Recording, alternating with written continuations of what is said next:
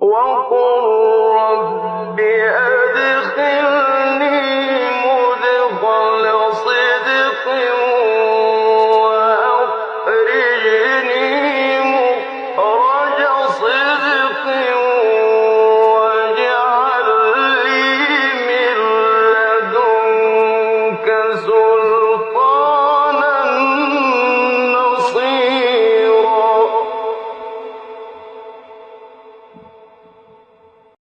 Chers frères et sœurs, Allah tabaraka wa ta'ala a créé l'être humain et il ne l'a pas délaissé, il ne l'a pas laissé à lui-même. Loin de là, il a envoyé à lui des prophètes et des messagers afin qu'ils le guident et afin qu'ils lui montrent le chemin à suivre pour garantir la joie d'ici-bas et la joie ou bien le bonheur de l'au-delà. Donc la mission des prophètes d'une manière générale, c'est de transmettre le message d'Allah Azza wa Jal à l'humanité. Et les messagers ont encore plus de messages à transmettre et parfois ils transmettent des législations. Ou le prophète parfois il vient seulement confirmer la législation du prophète ou du messager qui l'a précédé. Mais bien entendu, cette mission-là, la mission de la transmission de At-Tablir, elle ne se contente pas d'être un simple facteur qui prend une lettre depuis l'expéditeur et il la ramène à un destinateur. Ce n'est pas seulement la fonction du prophète sallallahu alayhi wa sallam et parmi aussi les autres prophètes. Il faut d'abord que ce prophète-là soit un exemple pour ceux à qui il va s'adresser, un exemple à suivre. Et c'est pour cela qu'Allah Azza wa Jal a toujours élu et a choisi parmi les êtres humains les meilleurs pour les doter de cette responsabilité qui est celle de la transmission du message, parce que ces messagers-là ne se contenteront pas seulement de transmettre, mais il faut qu'ils soient des guides, bien entendu, et il faut qu'ils jouent un rôle très important dans l'éducation du peuple ou des peuples pour qui ils ont été ou pour lesquels ils étaient envoyés. On peut alors se poser la question: quelle est la mission ou en quoi résident les missions d'un prophète et notamment du prophète Mohammed sallallahu alayhi wa sallam? C'est le Coran qui nous répond à cette question à plusieurs endroits, plus exactement à 4 endroits.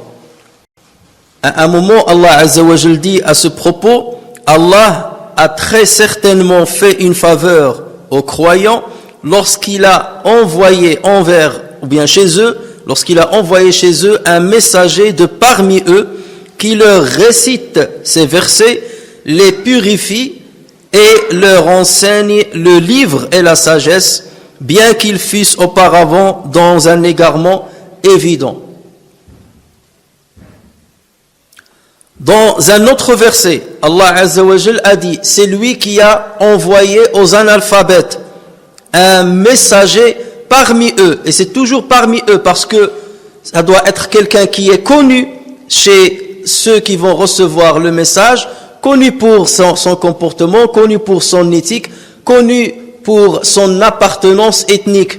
Donc Allah Azza wa Jal a dit: c'est lui qui a envoyé vers les analphabètes un messager parmi eux, yatlu alayhim ayatih, qui leur récite ces versets, wa yuzakkihim, il les purifie, wa yu'allimuhumul kitaba wal hikma, il leur enseigne le livre et la hikma et la sagesse.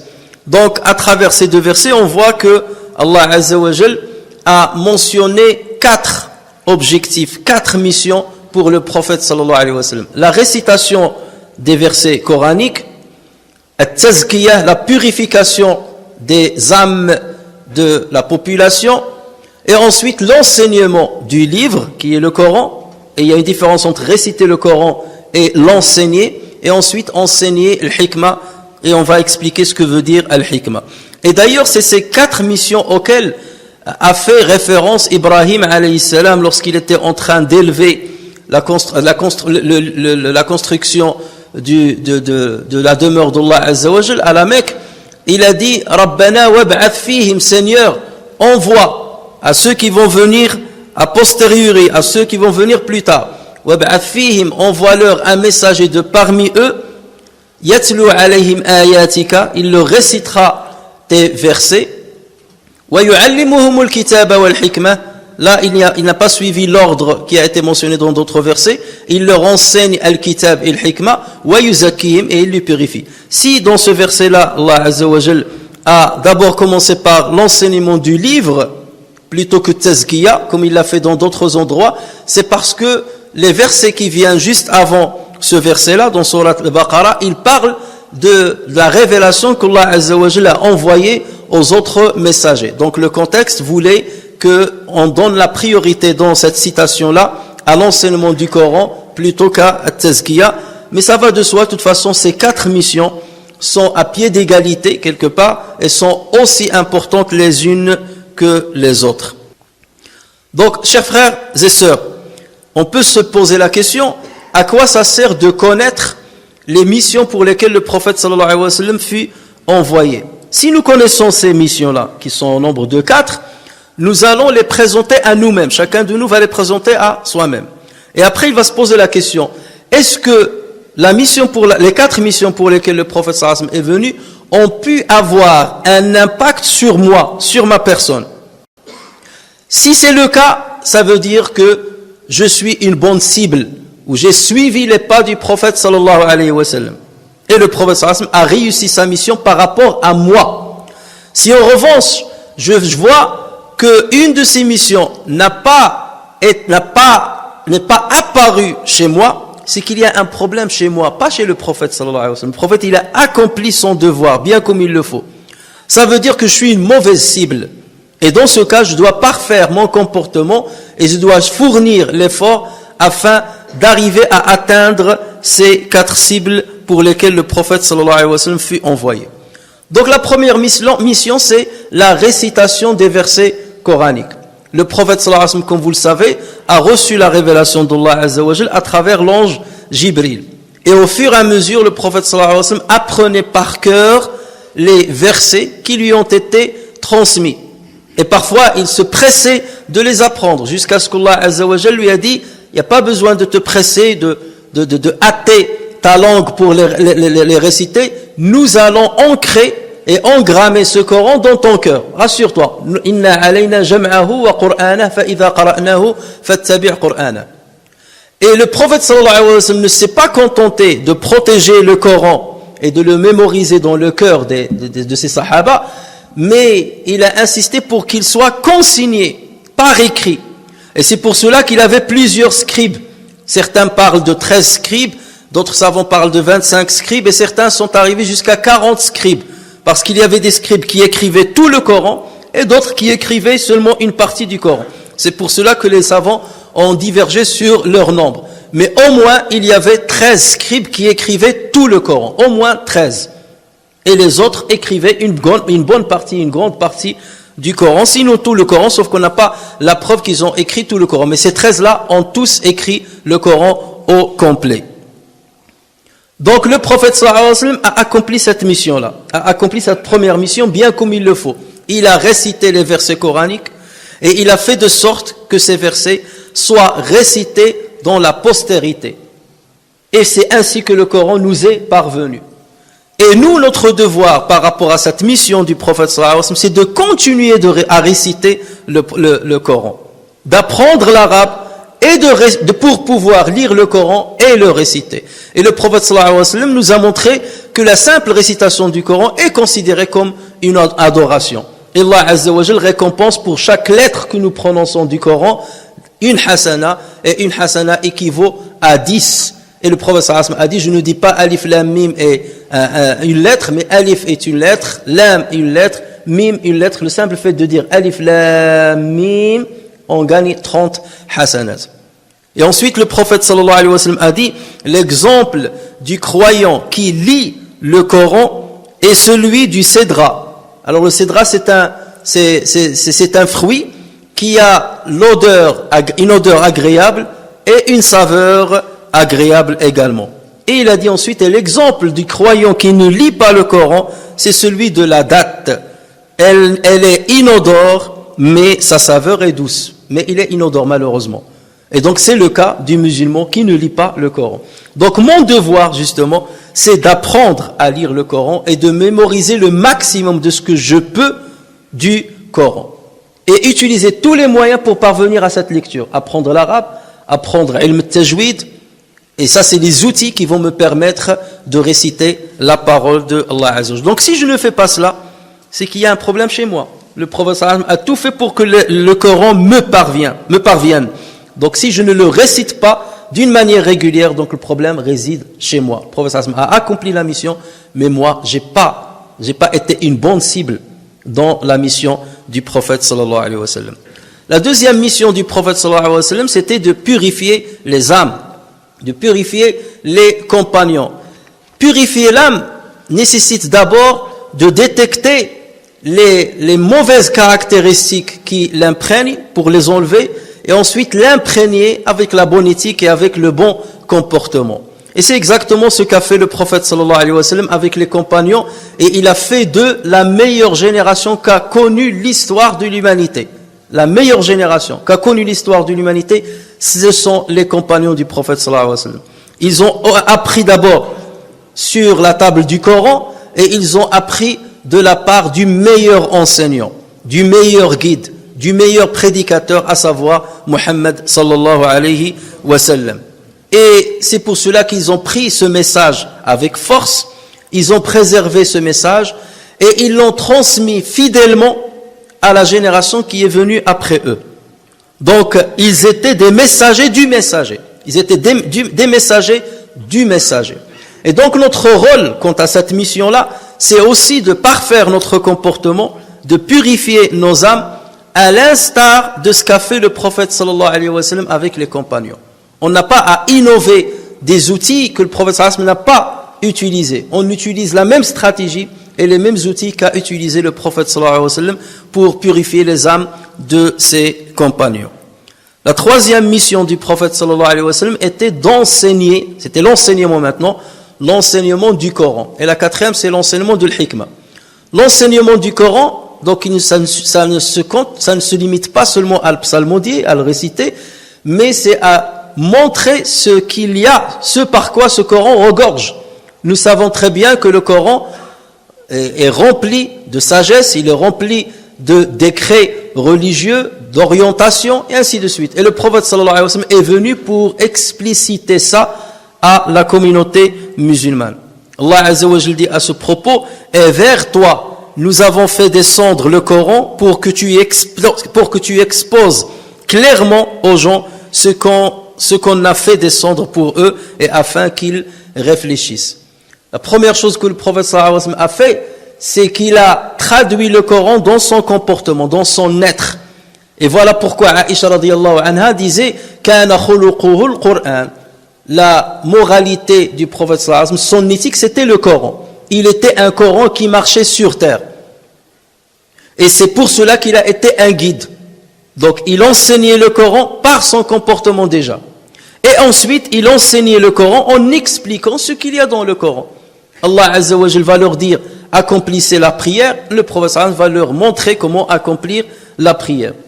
Allah Azza wa Jalla va leur montrer, va dévoiler ce qui va venir dans l'au-delà. Le prophète sallallahu alayhi wa sallam va expliquer tout cela. Donc le prophète sallallahu alayhi wa sallam était le premier exégète du Coran. Les Arabes à l'époque, et les compagnons en particulier, maîtrisaient la langue arabe.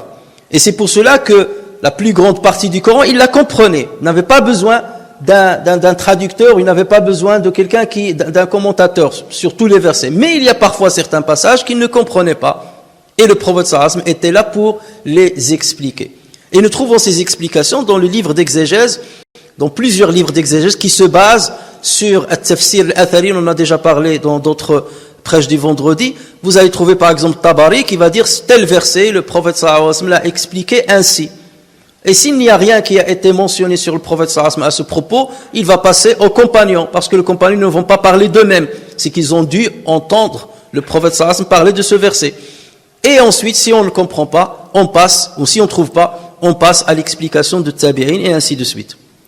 Donc le prophète sallallahu alayhi wa sallam a accompli cette mission bien comme il le faut, et c'est pour cela qu'il n'y a rien dans le Coran de certaines choses qui sont nécessaires pour notre religiosité qu'on n'a pas compris.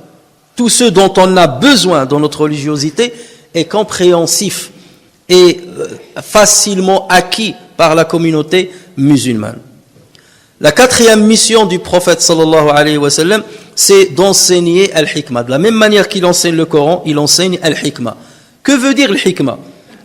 Étymologiquement parlant, al-hikmah, c'est la sagesse, c'est de mettre la chose dans l'endroit qui lui est destiné. Ou bien de dire la bonne parole au bon endroit et au bon moment. Ça, c'est d'une manière générale. Mais al-hikmah dont parle le verset coranique dont on a parlé, cette hikmah, pour qu'on comprenne son sens, il faut chercher dans le Coran, est-ce qu'il y a un autre verset qui parle de hikmah d'une manière plus explicite? Nous allons voir que dans un verset, Allah Azza wa Jal s'adresse aux épouses du prophète sallallahu alayhi wa sallam. Et il leur dit, et gardez dans vos mémoires ce qui, dans vos foyers, est récité des versets d'Allah et de la sagesse. Mémorisez ce qui est récité dans vos demeures, des versets et de la sagesse. Les versets, c'est le Coran. Et la sagesse, c'est quoi? Qu'est-ce qui est récité comme sagesse dans les demeures des épouses du prophète sallallahu alayhi wa sallam? C'est la parole du prophète sallallahu alayhi wa sallam. C'est cela. Tout ce que dit le prophète sallallahu alayhi wa sallam est sagesse. Tout ce que fait le prophète sallallahu alayhi wa sallam est sagesse. En fait, ça fait référence à la sunna. À la sunna. Donc le prophète sallallahu alayhi wa sallam est venu pour nous enseigner le Coran et pour nous enseigner la sunna. La sunna, c'est quoi? C'est la deuxième partie de la révélation. Et le prophète sallallahu alayhi wa sallam, dans un hadith rapporté par Ahmad al-Darimi ibn Majah, a dit: j'ai été envoyé avec le Coran et avec son semblable avec lui. Il n'y a pas que le Coran qui m'a été révélé. Il y a son semblable. Son semblable, c'est quoi? C'est ce que Allah Azza wa Jal m'inspirait comme parole ou comme réaction. Et Allah Azza wa Jal dit à ce propos dans Surat An-Najm: وَمَا يَنْطِقُ عَنِ الْهَوَى. Il ne prononce pas quelque chose sous l'impulsion de sa passion. إِنْ هُوَ إِلَّا وَحْيٌ yuha, ce n'est qu'une révélation qui lui a été transmise. Tout ce que dit le prophète sallallahu alayhi wa sallam, c'est une révélation.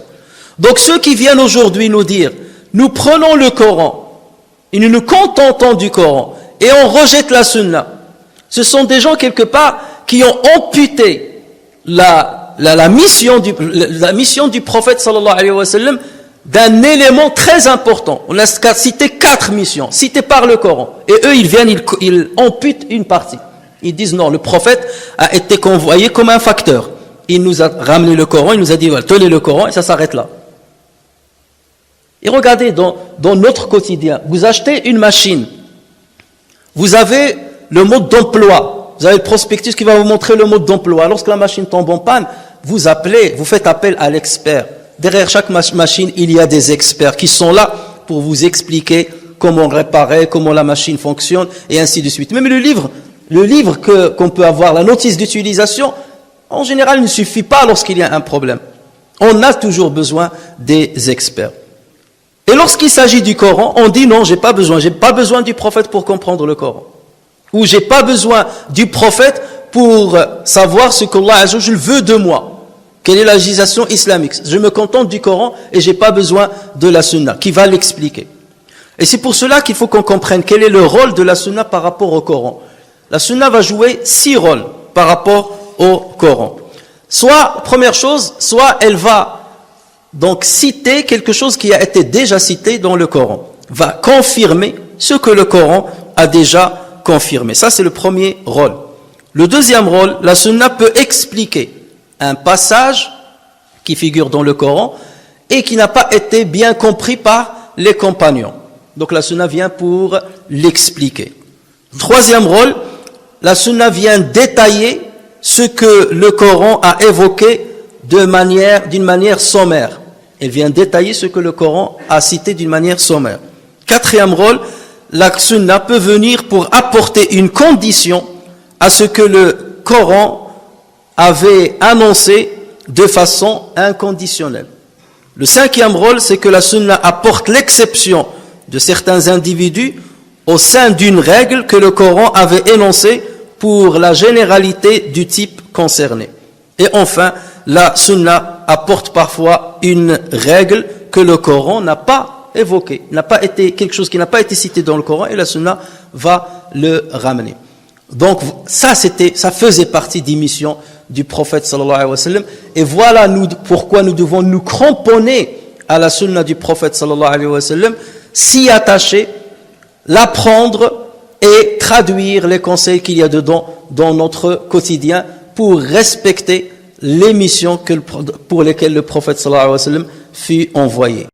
Donc pour citer quelques exemples, chers frères, de ce que nous venons de dire, la sunna vient confirmer ce qu'il y a du Coran, ça c'est général et on le sait très bien, que ce qu'il s'agisse au niveau de la pratique religieuse ou autre.